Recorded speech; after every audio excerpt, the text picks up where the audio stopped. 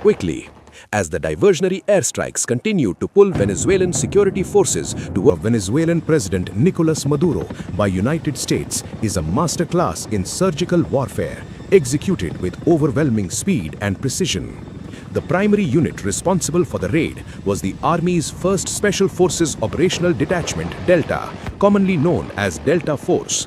These operators are the Tier 1 asset the United States calls upon for its most critical counter-terrorism and hostage rescue missions. While Delta Force conducted the ground assault, they did not act alone. The operation relied heavily on the specialized aviation support of the 160th Special Operations Aviation Regiment, known as the Night Stalkers. These pilots are trained to fly low and fast in complete darkness using advanced night vision technology to insert teams into hostile urban environments undetected. The entire force package was supported by the massive naval presence of the USS Gerald R. Ford Carrier Strike Group, which had been positioned in the Caribbean for months to enforce a blockade and monitor Venezuelan airspace. Flying at treetop level to avoid radar detection, a flight of MH-47G Chinooks and MH-60 Black Hawks pierced the Venezuelan coast. These were not standard military aircraft, they were highly modified platforms flown by the Night Stalkers, pilots trained to operate in zero visibility conditions. The MH-60s, specifically the direct action penetrator variants, served as the muscle of the convoy.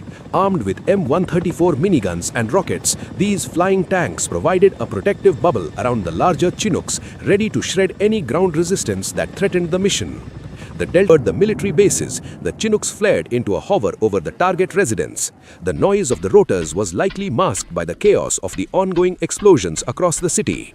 The execution of the mission began long before the first boot hit the ground. For weeks, US electronic warfare aircraft, specifically EA-18G Growlers, had been jamming Venezuelan radar and communications, blinding the regime's defensive networks.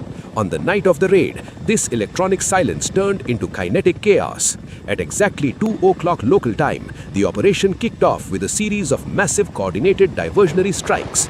Explosions rocked key military sites across Caracas, specifically targeting the La Carlota military airbase and the Fuerte Tiuna military complex. These strikes were not random, they were calculated to create panic and confusion within the Venezuelan military high command. By hitting the airbase and the military headquarters simultaneously, US forces forced the local regime to focus its attention and rapid reaction forces on defending these high-profile locations. This left the actual target, the residence where Maduro and his wife Cilia Flores were staying, vulnerable and exposed. While Venezuelan soldiers scrambled to respond to the burning airbase, the real attack was happening elsewhere in the city. Under the cover of this chaos and the deafening noise of the explosions, the Night Stalkers flew their helicopters at rooftop level, navigating the complex urban terrain of Caracas.